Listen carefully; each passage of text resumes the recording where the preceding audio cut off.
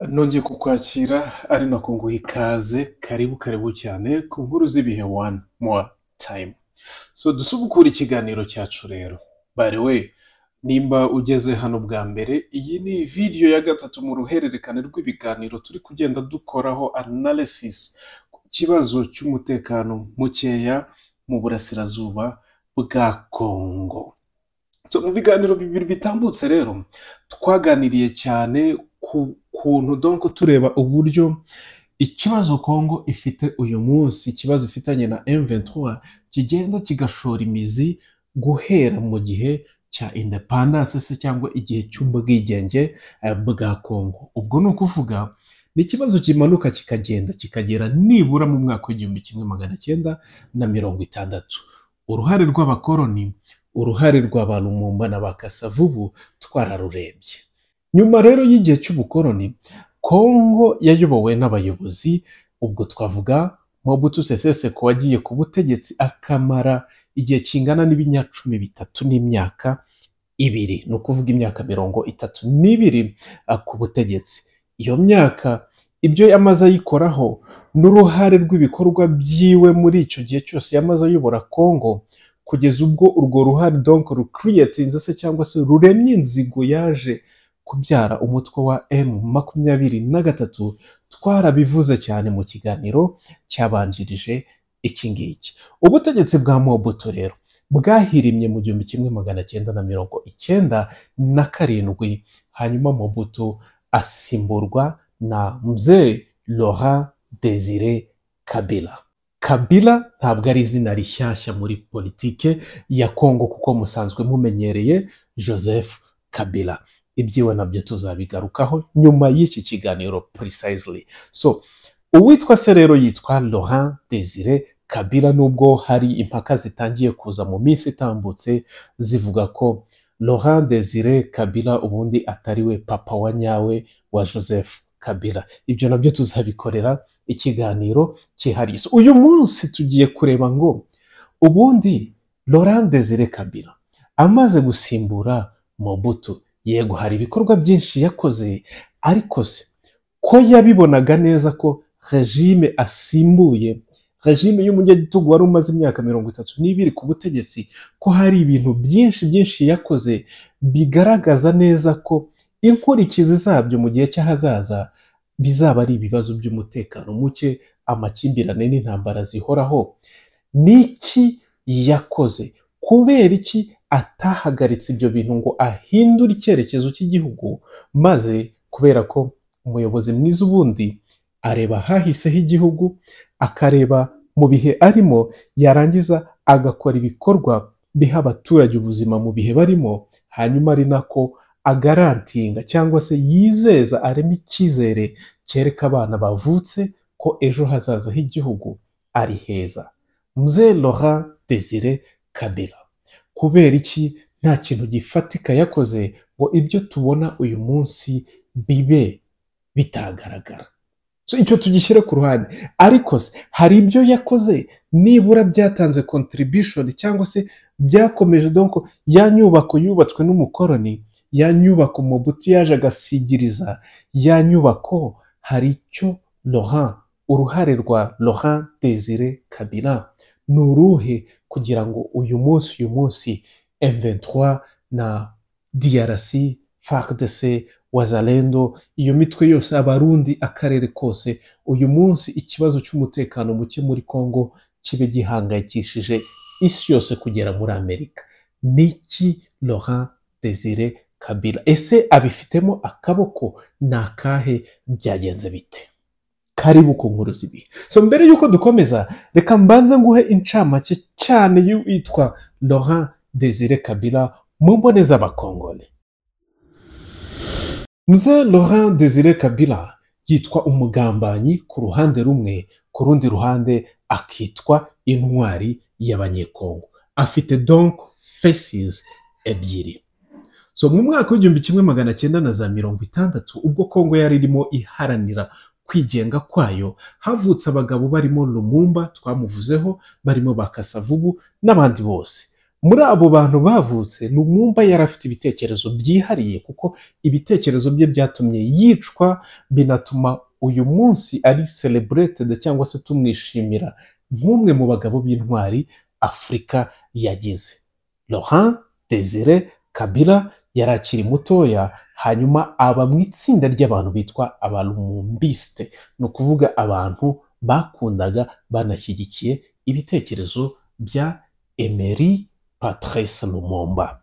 Lumumba rero amaze kwicwa hakurikiyeho imyivumbagatanyo myinshi, ariko Mobutu afata ubutegetsi. Mobutu agifata ubutegetsi ibikorwa bye n'imikorere ye byari bitandukanye cyane, binahabanye nuko Lumumba yabonaga hazaza h'igihugu.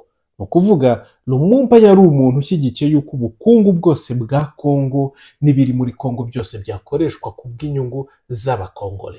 Mu gihe cy'imyaka 32 Mobutu yamaze ku butegetsi, yafashe imitungo yose ya Kongo agatangira kuyikubira mu mufuka wiwe. Donc yafataga Kongo nk'agahugu ke, nk'inka yiwe agomba gukama amata akayanywa wenyine, kandi abanyekongo baragiye iyo nka, batunze iyo nka, bayikamira, bayahirira, bakayicira icyarire, bayikunyura iyo nka, donc ntibakamirwe, ntibahe yewe n'ifumbire. So urumva uwo mugabo hagombaga kuvaho abanyekongo bamurwanya. Mu bamurwanyaga Laurent Desire Kabila yari arimo kuko yari umulumumbiste. Yararwanye karahava. Kuva iwabo havuka muri za Katanga, atangira nyine kurwana, donc ku mugaragaro atangira kurwanya ubutegetsi bwa Mobutu. But ntabwo yari afite abamutera imbaraga, abamushyigikiye, abashyigikiye koza ye na movement yiwe. Bityo rero Mobutu Sese Seko yamukubise inshuro n'utundi dutwe twose tw'inyeshyamba twasaga nkaho tudafite imbaraga, donc tukanyakanya. Wowe uri kurwanisha ibitekerezo, ukurwanya afite imbunda, afite igisirikare, afite ibihugu bimuri inyuma. So nuko Kabila yakubiswe acika muri Kongo ajya muri Tanzania kuva mu mwaka w'1960 na za 60 na za 70 gutyo. Then muri za 80 asa nk'ugaruka Kongo, yongera kurema kandi gaco k'inyeshyamba, ariko kuri iyi nshuro akitwa ko rwanya ubutegetsi gusa. Yari agize, hari abantu bita makizari, donc ni hari inyeshyamba, none inyeshyamba ntoya, donc ni inzererezi y'inyeshyamba. Yasaga nkaho nyine ari inzererezi y'inyeshyamba kuko objectif yiwe kwari ugufata controle y'akarombe runaka k'amazahabu, akayacukura, akayanyuza muri Tanzania, akayagurisha gutyo, donc yikoreraga forode z'amabuye y'agaciro. So igihe kiragera rero, Kabila abonye ko ibyiwe biri kugenda bisa nkaho bimunanira muri Kongo, none hajya kwibera muri Tanzania byuzuye. Kabila aragenda abaho muri Tanzania, ahamara igihe kugeza mu mwaka w'1996 ubwo intambara noneho ya Kongo yatangiraga byuzuye. So kugira ngo iyo ntambara y'1996 tuyivugeho cyane, byadusaba ko tureba muri situation zari mu karere, ariko ikizwi nuko mu 1996 mu Rwanda RPF inkotanyi bari bamaze imyaka 2 ku butegetsi. So muri icyo gihe rero u Rwanda na Uganda byarafatanyije bitera inkunga Laurent Desire Kabila n'umutwe wiwe w'inyeshyamba wari umaze gushingwa witwa AFDER, Cakarongo. U Rwanda, Uganda. Now wongera ucakarongo, uyu munsi nimba umaze imyaka 3 ukurikirana conflict, amakimbirane, imyivumbagatanyo, intambara, ubwicanyi, guhohoterana, gusahura n'ibindi byose hagati ya M23 na FARDC. Urumva M23 uyu munsi aravuga ati FARDC yakoze ibi, FARDC nayo ikavuga ngo M23 yakoze ibi. Noneho aho bigeze, ibihugu bimwe biraha, ibindi biraha bivuga ngo aba bakoze ibi, aba bakoze ibi byaha, gutyo. So icyo nshaka kucaho akarongo nuko biragoye cyane ko mu gihe cy'imyaka 3 itambutse muri iyi M23 ya kabiri, donc iyo bavuze M23 bavuga u Rwanda, bakavuga na Uganda. So urumva noneho 1996 igihumbi kimwe magana cyenda mirongo icyenda na gatandatu kugeza icyenda karindwi ubwo AFDL ya Laurent Desire Kabila. Twibuke ko uyu mugabo yari yarakubiswe inshuro na Mobutu, aragenda yigira muri Tanzania. None mu gihe cy'imyaka runaka muri 96 agarutse afite undi mutwe w'inyeshyamba, kandi hari ibihugu bimuri inyuma. It's a fact, biranditse ahantu hose wabibona ko AFDL yari ishyigikiwe na Uganda n'u Rwanda mu rwego rwo kugenda kura Mobutu wari umaze imyaka 32 ku butegetsi w'umunyagitugu. Donc Mzee Kabila yeguye koze yiwe, hanyuma abaterankunga biwe baba u Rwanda na Uganda. So byageze mu mwaka w'igihumbi kimwe magana cyenda na mirongo icyenda na karindwi, Laurent Desire Kabila yicaye ku ntebe ya presidence muri Zaire. Akigera ku butegetsi ahita ahindura izina ry'igihugu, riva mu kwitwa Zaire ryitwa Repubulika ya Demokarasi ya Kongo. Hari abavuga ngo ni Repubulika Iharanira Demokarasi ya Kongo, ariko ni Democratic Republic of Congo. Donc Repubulika irangwa na demokarasi ya Kongo. Iryo zina ni Laurent Desire Kabila waryise. Icyo gihe abari bamuri inyuma, abakongole bari bamushyigikiye, uyu mugabo yabaye nk'usa nk'uwitwaho intwariho gato cyane, ariko ntibyatinze kuko bahise bamwita ikigwari. Kubera iki? Kubera ko inzego nyinshi ziwe yahise azishyira mu maboko y'abanyamahanga. Urugero, umuyobozi w'ingabo zose za Kongo icyo gihe yari General James Kabarebe, wari uturutse mu gisirikare cya RDF. Icyo gihe ndumva yari taraba RDF, ishobora kuba yari kiri APR, Armée Patriotique Rwandaise. Sibyo? Now tugiye rero guca akarongo ku gikorwa kimwe ku kindi mu byo Kabila yakoze kuva mu gihumbi kimwe magana cyenda na mirongo cyenda na karindwi. Byagiye bigenda bigerekeranya kugeza ubwo byose byatwerekaga yuko uko byamera kose ahazaza ha Repubulika Iharanira Demokarasi ya Kongo, by'umwihariko mu burasirazuba bwa Kongo, hazavuka imitwe y'inyeshyamba myinshi kugeza ubwo M23 ivutse.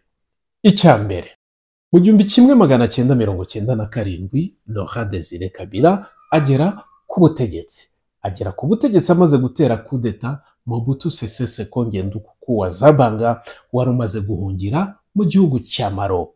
Mobutu yahirimanye n'inzego z'ubutegetsi, iza gisirikare n'iza gisivile zose. So cyari igihugu kigiye mu bihe byo kubaka uhereye kuri zeru, by'umwihariko mu kubaka inzego. So mu kubigenza gutyo rero, kuko yaje ashyigikiwe n'abantu benshi, cyane cyane u Rwanda na Uganda, so yifashishije experience na expertise y'abanyarwanda. Bityo mu ngabo ze zose, igisirikare cyose cya Kongo kiyoborwa na General James Kabarebe. Urwo ni urwego rumwe.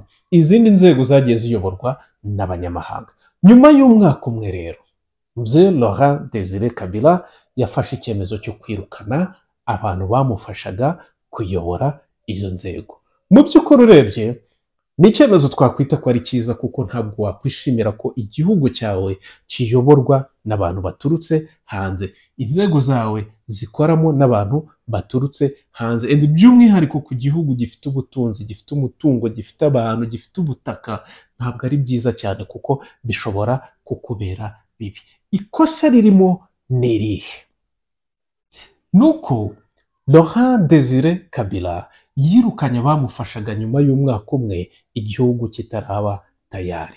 Mu gihumbi kimwe magana cyenda na mirongo cyenda n'umunani, ubwo yirukanaga abanyarwanda n'abagande n'abaki bose bamufashaga muri administration, ntabwo yari yamaze kubaka igisirikare gifatika kizarinda umutekano, urwego rw'amabanki, inzego za gisivile. Donc ntabwo guverinoma yari igizite, yari ifite inzego zifatika zizamufasha gukora ibyo abo bantu bakoraga. Muri uwo mwaka mbere gatoya, Desire Kabila yari yarasheshe inteko inshinga amategeko, yari yarasheshe za ministeri, yari yarasheshe ibintu byinshi, akubitiraho kwirukana abantu bamufashaga mu nzego z'ubuyobozi. Nawe nidusubira mu kiganiro cya mbere ubwo twavugaga ku bwigenge bwa Repubulika Iharanira Demokarasi ya Kongo, nakubwiye ko akenshi kugira ngo umutwe w'inyeshyamba ukomere, kugira ngo ba bantu bose barwanya ubutegetsi bagire gute bakomere, nuko inyuma yabo haba hari ibihugu cyangwa se abantu ku giti cyabo bashyigikiye iyo mitwe y'inyeshyamba. Kandi muri iki kiganiro twamaze kubona ko Desire Kabila yashonnyeho ku butegetsi bwa Mobutu biranga kugeza ubwo abonye amaboko y'Ubugande n'u Rwanda. Sibyo? None twabonye ko kandi kugira ngo ibihugu runaka cyangwa se abantu ku giti cyabo bafashe inyeshyamba, nuko baba bafitemo inyungu, baba bafite inyungu mu rwego rwabo bwite cyangwa se inyungu ku bihugu byabo. So Desire Kabila yirukanye abantu bamufashije mu rugamba, probably hari byinshi yari ataramara kubishyura. Ndaguha urugero, ufashe abasirikare bawe 2,000 ubahaye umuntu ngo nagende umufashe kugira ku restoringa order mu gihugu cye, amaze ku restoringa order arakwirukanye, ntaguhaye compensation y'abantu bawe, donc impozamarira y'abana bawe wabuze, impozamarira cyangwa donc nta gashimwe na gatoya aguhaye. Ni ukuvuga gukoresheje mu nyungu ziwe, izawe arazibangamiye n'ibitambo byatanzwe abiciye amazi. So icyakurikiyeho rero nuko hari imitwe nka yitwa ngo iki, RCD Goma, hari umutwe RCD Goma, hari n'umutwe wundi wa MLS. RCD bikavuga Rassemblement Congolais pour la Démocratie, hanyuma MLS bikavuga Mouvement pour la Libération du Congo. Ndumva bivuze neza, nimba hari akantu nibeshyeho wankosoraho hasi muri comment. So izo ni movement zabayeho zishaka, urumva harimo liberation, harimo demokrasi. Deja mbere twabonye ko Kabila yagiye asuprime inzego nk'inteko nshingamategeko, amaministeri agenda yakuraho, donc asigara ameze nkaho like kwa kundi wa wundi yavuze ngo je suis état, l'état c'est moi, donc asigara ari chef d'état, ari nawe leta, ari nawe gihugu. So urumva iyo mitwe, uwa mbere RCD urumva harimo demokrasi, yaharaniraga demokrasi, and then hakaza liberation, MLS cyangwa se sinzi uko babisoma mu gifaransa ariko ni pour la libération congolaise, sibyo? Iyo mitwe yari yaravutse mbere, and then amaze kwirukana abaterankunga biwe, birumvikana icyakurikiyeho. RCD by'umwihariko RCD Goma ni umukurambere w'indi movement nka CNDP n'izindi tuzagenda tureba, kuko abantu bagiye bava muri izo movement bamwe uyu munsi cyangwa se mu minsi yatambutse bari muri M23. Donc yirukanye bamufashije kubaka inzego. Birumvikana ko hakurikiyeho iki, hakurikiyeho ko abo bantu batangira gufatanya n'iyo mitwe yari yaravutse. 1998 hatangiye icyiswe intambara ya Kongo. Ni intambara yaje mu Rwanda, izamo Bugande, izamo Angola, izamo South Africa, izamo Malawi, izamo ibihugu byose bya SADC bateranira mu gihugu cya Kongo bajya kurwanirayo. Kandi icyo gihe Kongo FARDC yayo yari tarakomera. So akavuyo kavuyemo aho ngaho niko kagiye gakwiyetinga indi mitwe y'inyeshyamba nk'uko tuzagenda tubireba. Tujye ku cya kabiri. Akenshi buriya abahanga bavuga ko iyo umutwe w'inyeshyamba urwanye n'ubutegetsi buriho hanyuma ugakuraho ubwo butegetsi, ikintu cya mbere ugomba gushyira mu mutwe nuko abantu mwarwanaga, leta mwarwanaga yari ifite abasirikare. Abo basirikare utsinze urabakoresha iki? So ikigomba gukorwa rero ni gahunda za demobilisation na integration. Ukuvuga abakuze barasezererwa, barigishwa bagasezererwa, hanyuma abagifite imbaraga n'ubushobozi bwo kwinjira mu gisirikare gishyashya bafatanya n'abandi mu kubaka igihugu, kuko umusirikare aba ari uw'igihugu. Kabila rero, Desire Kabila amaze gukubita inshuro Mobutu, yananiwe gukora integration y'igisirikare. abahoze muri faze bakwiriwe imishwaro, kuko nk'uko twabibonye igisirikare cya faze zagwanye na Mobutu.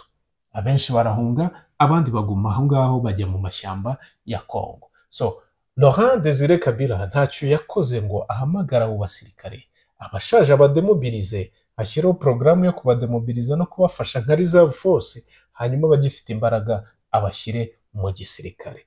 Yarabaretse bakomeza gukwirwa imishwaro. So umuntu wafashe imbunda udafite epfo na ruguru ukamureka akirirwa azerera mu gihugu no mu mashyamba, mu gihugu gikize nka kuriya, of course bagombaga gushaka uko bazabaho, ariko kurema imitwe y'inyeshyamba myinshi cyane, ari naho havuyemo umutwe witwa Mai Mai. So imitwe y'aba Mai Mai yavutse icyo gihe, haje no kuvukamo umutwe wa Mai Mai uyobowe n'uwitwa Guido muramuzi cyane niba waragiye ukurikirana ibintu bya Kongo. Guido ni umwe mu bantu bayoboye Mai Mai iri buruto cyane, yagiye ishyirwa mu majwi kenshi cyane ko yagiye Masisi kwica abantu, gusahura, kugira gute. So noneho ibyo bintu wabihuza n'icyahagurukije umutwe wa M23 kurengera abanyarwanda bakoresha ikinyarwanda bahohoterwa n'imitwe y'inyeshyamba leta yananiwe kugenzura. Urahita wumvaho ibyo bintu aho iyo mitwe yagiye ituruka, ko yaturutse mu gihe cyangwa se kuri failure ya Laurent Desire Kabila yo kunanirwa kwintegratinga abasirikare yakubise inshuro. Hanyuma rero icya gatatu, ingoma ya Mobutu yaranzwe no kuvangura, ikavangura abakasayi, ikavangura abanyamurenge, ikavangura abaki. Donc bavuga ko hari harimo ibintu by'amoko, by'udutsinda, by'utuzu, ariko by'umwihariko iyo winjiye muri Kongo, donc usanga nk'uko nabikubwiye, muri Uvira haba Abavira, i Bubembe hakaba Ababembe, muri Kasayi hakaba Abakasayi, hari n'igice kibamo Abaluba, gutyo. So rero mu gihe cya Mobutu cyane cyane rwose yazonze abantu bitwa Abakasayi, azonga n'igice cy'iburasirazuba bwa Kongo. Icyo gihe Mobutu yagiye kuva ku butegetsi, abantu deja harimo tension donc z'amoko muri Kongo. So Kabila rero ageze ku butegetsi ntago yigeze yumva uburemere bw'icyo kintu, yakomeje kubikerenza azi ko ari ibintu bisanzwe. Ibyo rero byabyaye iki? Byaje kubyara imitwe yagiye ishingwa ishaka kurwana ku bwoko no ku nzu zabwo. Urugero, Twirwaneho ni uko nguko yavutse. Yavuze ati Mai Mai ziradutera zikaza kutwica, why not? Dufite abasore, dufite abana, leta ntishobora kuturinda, Twirwaneho iba ibayeho. Haza abitwa Gumino, haje imitwe myinshi cyane ishinzwe kurinda imisozi yabo, abana babo n'ubwoko bwabo. Kubera iki? Kubera ko leta yari iriho yananiwe gukemura ikibazo cy'amoko, inanirwa no kurinda abaturage bose nk'abaturage b'igihugu.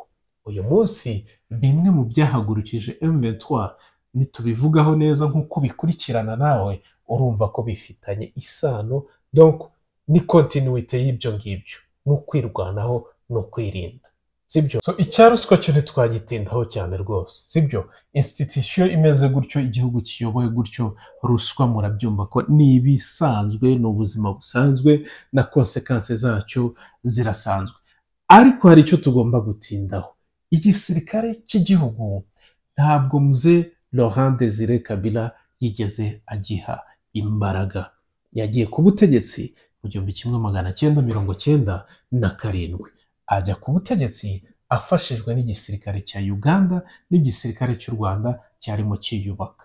Nyuma y'umwaka umwe nta nubwo yigeze atanga akanya ngo bamufashe gutraining igisirikare cyiwe kibe gishoboye, ahubwo yahise yirukana abamufashaga ahereye kuri chef d'état major General James Kabarebe. So ibyo rero nk'ingaruka icyavuyemo n'iki? Nuko FARDC igisirikare cya Kongo cyaragiye kiba ikibonobono.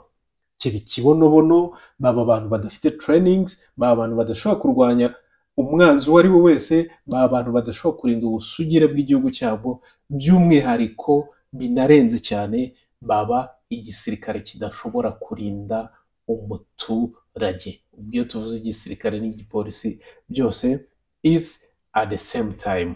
and then uretse kuba nta trainings bari bafite, imishahara n'ibiki byose byacaga muri za ruswa, ku buryo hari abasirikare benshi bakoraga iki, bihembaga, bakihemba banyuze hehe, mu baturage. Muri uko kwihemba banyuze mu baturage, abaturage nabo batangira kwiga uburyo bwo kwirwanaho. Ariko by'umwihariko kuba nta gisirikare gishobora kurinda igihugu, bivuze ko inyeshyamba, imitwe iturutse hanze, abashaka kugira nabi igihugu cyose baridegembya, abaturage bagahohoterwa, imitungo igasahurwa, and the guy didn't really care. Icyanyuma rero tuzanatindaho mu biganiro by'ahazaza, haje ibihugu byinshi kurwanira muri Congo, harimo Uganda, harimo u Rwanda, harimo Zambia, harimo ibihugu byinshi byaje muri Congo. Muri ibyo hari ibyaje bije gutera inkunga Congo, kuyifata, kuyishyigikira, bivuga ngo Congo nta ngabo ifite zikomeye, so reka tuze tuyitize amaboko. Perezida w'u Rwanda Paul Kagame hari ikiganiro yigeze gukora, hari ijambo yatanze, aravuga ngo nubona igihugu gitangiye kwinjiza abamercenaire mu gisirikare cyacyo, ujye umenya ko nta kintu kirimo. Mu by'ukuri ntacyo, nta muntu uzaturuka hanze, nta mwana wa South Africa uzaza kugwa ku butaka bwa Congo ngo arimo ararinda umuturage wa Congo. Azaza kuhagwa aje kurengera inyungu z'igihugu ciwe muri politike mufitanye. So kwinvitinga rero abasirikare benshi b'ibindi bihugu baturutse hanze, kwari uguhamagara abantu kuza kurwanira inyungu mu gihugu cyawe. Muri politiki baravuga ngo nta mwanzi uhoraho, nta n'umukunzi uhoraho muri politike, ariko muri paranteze inyungu za politike zihoraho. Niyo mpamvu uzasanga abantu uyu munsi batunganya imbunda bari kurwana, ejo mu gitondo ukabona bafatanya amaboko bari kurwanya undi muntu kubera inyungu za politiki. So ibihugu byinshi rero byaje kurwanira muri Congo, urumva ko byari bikurikiye inyungu zabyo. So icyo byavugaga ni iki? Nuko any other time ibyo bihugu bizagaruka muri Congo n'ubundi kurwanira inyungu zabyo, bititaye ngo biri ku ruhande rwa guverinoma cyangwa se biri ku ruhande rw'undi muntu uwo ari we wese urwanya iyo guverinoma, as long as inyungu z'ibyo bihugu zitabangamiwe. So kwinjiza rero troops cyangwa se ingabo z'ibindi bihugu muri Congo, ku butaka bwa Congo, mu izina ry'uko byari bije gufasha Mzee Laurent Désiré Kabila kurwana no kurwana n'abanyarwanda n'abagande yari arimo yirukana mu gihugu. Icyo gihe byari bivuze ko Congo yopeninze igihugu cyabo ku muntu uwo ari we wese. Igihe cyose Congo izagira ibibazo by'intambara, nta gisirikare ifite, ntishoboye kwirwanirira, icyo gihe umuntu uwo ari wese ushoboye Congo yamwemvita, as long as uwo muntu abibonamo inyungu. Donc kuva icyo gihe Congo yerekanye ko igiye kuzajya idependinga kuri influence z'abanyamahanga kugira ngo ibashe gukemura ibibazo by'umutekano mukeya. So niyo mpamvu umutwe wari wose w'inyeshyamba wagombaga gukomera mu kurwanya ubutegetsi bwa Congo, mu kurwanya akarengane, mu kugira ikintu icyo ari cyo cyose uvuga ko uharanira kugeraho, wari umaze kubibona neza ko ugomba kugira ibihugu wifashisha as long as ibyo bihugu bibonamo inyungu, ku buryo Congo nikubita hirya igakubita hino izasanga hari imiryango yagiye igiritse ifungwa. Reka turekeraho. Iherezo ry'ubutegetsi bwa Laurent Désiré Kabila ni irihe? Ryagenze gute? Turi saa 8 z'amanywa, ni mu kwezi kwa mbere, itariki 16 umwaka w'2021. Umusore mutoya arinjiye, arakokinze, asanze perezida yicaye mu ntebe ye muri ofisi, donc mu biro bya perezida wa Repubulika, n'umusore ushinzwe kumurinda, ya mbunda yarindishaga perezida, ageze gutya arahindukiye, ahitonze perezida, arakokinze, ararashe. urashe ni umusore ukiri mutoya wabaye kadogo mu gisirikare cya Laurent Desire Kabila. Bamwita Rachid Kasereka, niko yiswe. Ariko mu by'ukuri uko amaperereza agenda agaragara bivugwa ko Kasereka ni imposter, donc urupfu rwa Desire Kabila ntirusobanutse. Ariko se Kasereka yarafashwe, arafungwa, arabazwa, araburana? No. Nyuma yo kumurasa, abandi bantu aho hafi barasa Kasereka, abarashe Kasereka nabo bakaraswa, kugeza noneho igihe hageze igihe cy'uko gushakisha uwishe mzee Laurent Desire Kabila byasabye gufunga abantu bagera mu 135, na n'ubu ntawe icyaha kirahama. Nyuma y'ubutegetsi bwe rero bigenda bite? Mu masaha make cyane, mu minsi mike cyane, ingoma ya Kongo, perezidansi ya Kongo yinjiramo umuhungu we. Icyo gihe bavugaga ko ari umuhungu we, kuko uyu munsi hari story zindi ziri gusohoka. Joseph Kabila Kabange ajya ku butegetsi akiri umwana muto cyane rwose, ari mu myaka ya gisore, atangira ubutegetsi. Na ikibazo nk'uko twakomeje tubyibaza muri videos zatambutse, Joseph Desire Kabila byagenze bite? Niki yagerageje? Kuki ntacyo yakoze? Ingoma ye ni ibiki yakoze kugira ngo uyu munsi tube dufite ikibazo cya M23? Yagiye ku butegetsi mu mwaka w'ibihumbi 2001 mu kwezi kwa mbere, nyuma y'uko se amaze kwicwa. Hanyuma amara imyaka 18 ku butegetsi.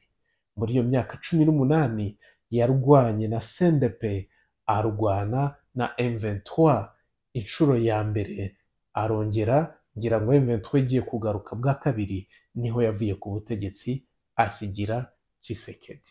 Ariko byarabonekaga ko ibibazo byasizwe na za leta zose bikeneye ibisubizo mu maguru mashya. Bitaba ibyo, igice kimwe cya Kongo by'umwihariko y'uburasirazuba either kikazajya muri conflict izatuma kigenga kikaba igihugu kwacyo, cyangwa se kikaguma muri conflict zihoraho, or hakazabaho indi solution twese tutamenye.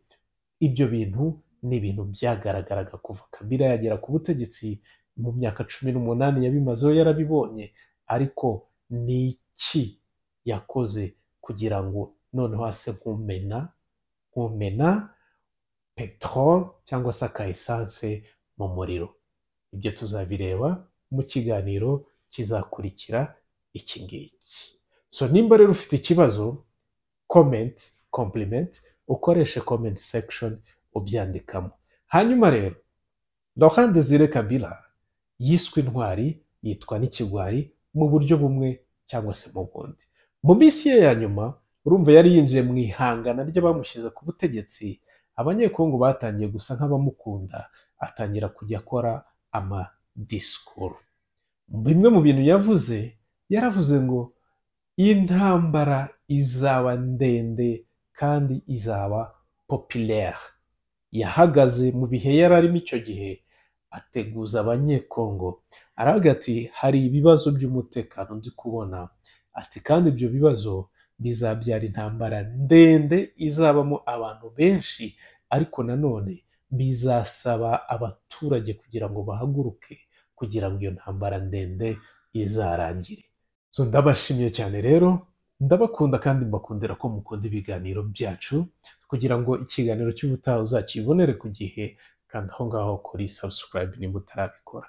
Wowe wabikoze ndagushimiye cyane.